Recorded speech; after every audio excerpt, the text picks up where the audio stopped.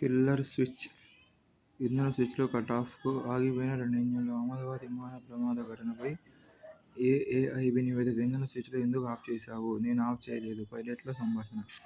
స్విచ్లను తిరిగి ఆన్ చేసిన ఇంజన్లు పుంజుకునేలోగా ఘోరం. టేకాఫ్ అయిన 32 సెకన్లలోనే దుర్ఘటన. ప్రస్తుత ఆధారాల మేరకు కుట్ర కోణమేదీ లేదని భావిస్తున్నట్లు ఏఏఐబీ వెల్లడి. ఇంధన స్విచ్లు ఎలా కటాఫ్కు మారాయనే దానిపై సందేహాలు. విమానాన్ని కావాలనే కూల్చివేసినట్లుందని పలువురు నిపుణుల ఆరోపణ. ఇది ప్రాథమిక నివేదికే. కేంద్ర మంత్రి రామ్మోహన్ నాయుడు పైలట్లపై తప్పునెట్టే యత్నం. ఏఏఐబీ నివేదికను ఖండిస్తున్నాం. ఎయిర్లైన్ పైలట్ల అసోసియేషన్ మండిపాటు. ఉరకలేస్తున్న గోదావరి. కొమ్ముగూడెం చుట్టూ వరద ముప్పు. మండలాలకు పొంచి ఉన్న ముప్పు. మొదటి ప్రమాద హెచ్చరికకు చేరువలో. భద్రాచలం వద్ద వరద తగ్గుముఖం. ట్రైబ్యునల్ పరిధిలోకి బనకచర్ల రాదు. వృద్ధి వరద జలాలతోనే పథకం. 15 ఏళ్ల హైడ్రాలజీ డేటా సిద్ధం చేసిన వాప్కోస్. మొత్తం 40 ఏళ్లు లెక్కలిస్తాం. గోదావరి జలాలు పెన్నాలో విలీనమవుతాయి కాబట్టి కృష్ణాలోకి గోదావరి నీళ్లు తెచ్చే ప్రశ్నే లేదు. అందువల్ల పొరుగు రాష్ట్రాలకు వాటా ఇవ్వక్కర్లేదు. కేంద్రానికి నివేదించనున్న జలవనరుల శాఖ. వరమా భారమా? 80,000 కోట్ల అతి భారీ ప్రాజెక్టు 25 ఏళ్లకు పూర్తయ్యే అవకాశం లేదు. సీమకు 200 టీఎంసీల నీరు ఇవ్వడమే లక్ష్యం. ఇప్పటికే ఉన్న సీమ ప్రాజెక్టుల మాటేమిటి? దశాబ్దాలుగా పూర్తికాని జలాశయాలు, కాలువలు, డిస్ట్రిబ్యూటర్లు పూర్తికాక నెరవేరని సాగునీటి పంపిణీ లక్ష్యాలు. 5,000 కోట్లు ఖర్చు పెడితే అన్నీ పూర్తి. 3-4 ఏళ్లలోనే లక్షల ఎకరాలకు నీరు. ఎలాంటి వివాదాలు లేకుండానే ఫలాలు. రాష్ట్ర విభజన చట్టంలోకి వీటికి గ్రీన్ సిగ్నల్. బనకచర్లపై సీమ నిపుణుల చర్చ. భారత్పై సుంకాలు 20% లోపే. అమెరికా అధ్యక్షుడు ట్రంప్ నిర్ణయం. తాత్కాలిక వాణిజ్య ఒప్పందానికి సన్నాహాలు. బ్రిటన్ తర్వాత మనతోనే ఈ తరహా అవగాహన.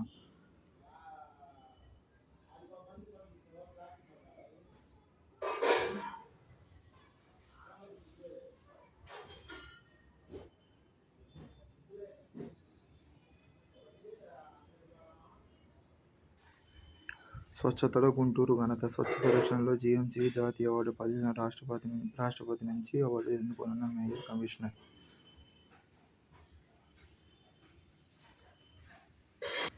రాష్ట్రానికి 5 స్వచ్ఛ అవార్డులు. 17న రాష్ట్రపతి చేతుల మీదుగా అందుకోనున్న మంత్రి నారాయణ.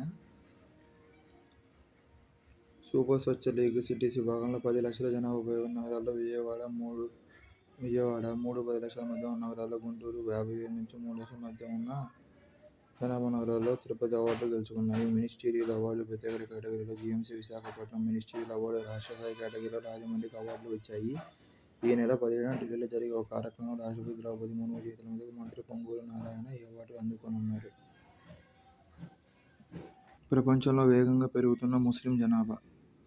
క్రైస్తవుల జనాభా ఈ 10 ఏళ్లలో 1.8% మేర తగ్గి ప్రపంచ జనాభాలో 28.8% పడిపోయింది. అయినా అతిపెద్ద మత సముదాయంగా క్రైస్తవం కొనసాగుతుంది. అదే సమయంలో ముస్లిం జనాభా 23.9% నుంచి 25.6%కి పెరిగింది. ఇంచుమించుగా క్రైస్తవ జనాభాకు సమానంగా ఎదుగుతోంది. ఇక ఏ మతంతో సంబంధం లేదని చెప్పుకునే వారి సంఖ్య కూడా 23.3% నుంచి 24.2%కి పెరిగినట్టు తాజా అధ్యయనం వెల్లడించింది.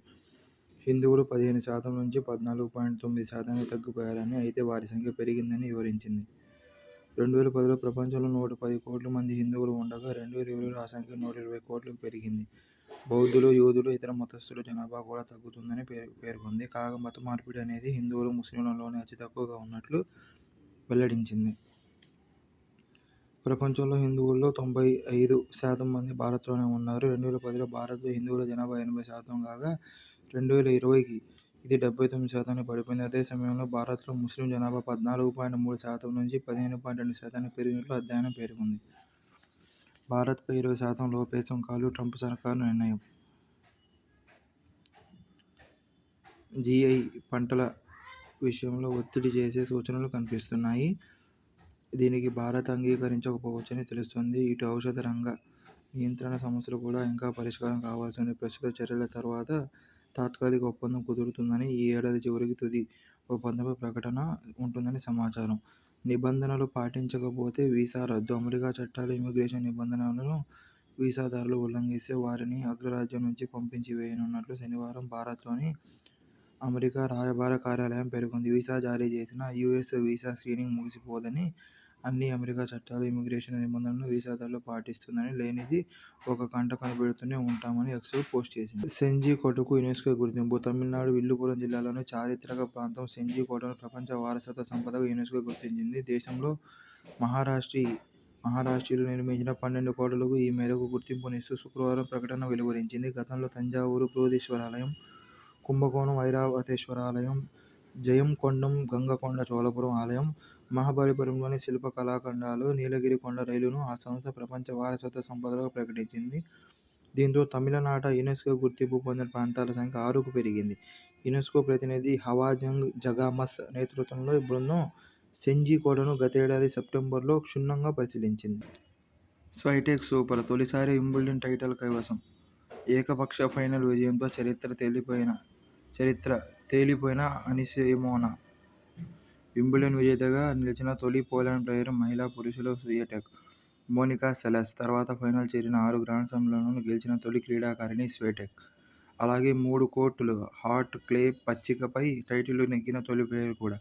1988 ఫ్రెంచ్ ఓపెన్ ఫైనల్లో నటాషా జ్వరేవాపై స్టెఫీ గ్రాఫ్ గెలిచాక ఇదే స్కోరుతో మళ్లీ గ్రాండ్స్లామ్ తుది పోరును నెగ్గిన రెండో ప్లేయర్ స్వియాటెక్. స్వియాటెక్ కెరీర్లో 100వ గ్రాండ్స్లామ్ గెలుపు ఇది. సెరెనా విలియమ్స్ 116 మ్యాచ్లు తర్వాత అత్యంత వేగంగా 120 మ్యాచ్లు 100 గ్రాండ్స్లామ్ విజయాలు సాధించిన ప్లేయర్ స్వియాటెక్. ఏపీకి మరో 2 పతకాలు. ఇండియా పారా అథ్లెటిక్స్ చివరి రోజు పోటీల్లో భవానీ 200 మీటర్లలో రజతం, వెంకటేశ్వర్లు లాంగ్ జంప్లో రజతం నెగ్గారు.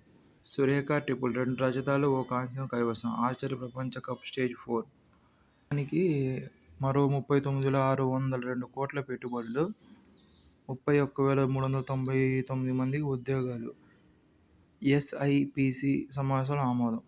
విశాఖపట్నంలో ఐటీసీ హోటల్స్, విశాఖలో launch on leisure and entertainment, తిరుపతిలో స్టార్ టన్ హోటల్స్, చిత్తూరులో Sreeja Mahila producer company limited, Visakha మధురవాడలో ఫినం పీపుల్ ప్రైవేట్ లిమిటెడ్, తిరుపతిలో గ్రీన్ ల్యాండ్ లిమిటెడ్, అనకాపల్లి జిల్లా రాంబిల్లిలో లారెస్ ల్యాబ్స్, విశాఖ విజయవాడలో లూలు గ్రూప్, మల్లవల్లిలో అవిసా ఫుడ్స్, కర్నూలు నంద్యాలలో ReNew Vayoman power limits, Kurnool నంద్యాలలో రెన్యూ విక్రమ్శక్తి, కడపలో జేఎస్డబ్ల్యూ న్యూ ఎనర్జీ లిమిటెడ్, నంద్యాలలో ఆర్వీఆర్ ప్రైవేట్, శ్రీకాకుళంలో పీవీఎస్ రామ్మోహన్ కంపెనీ.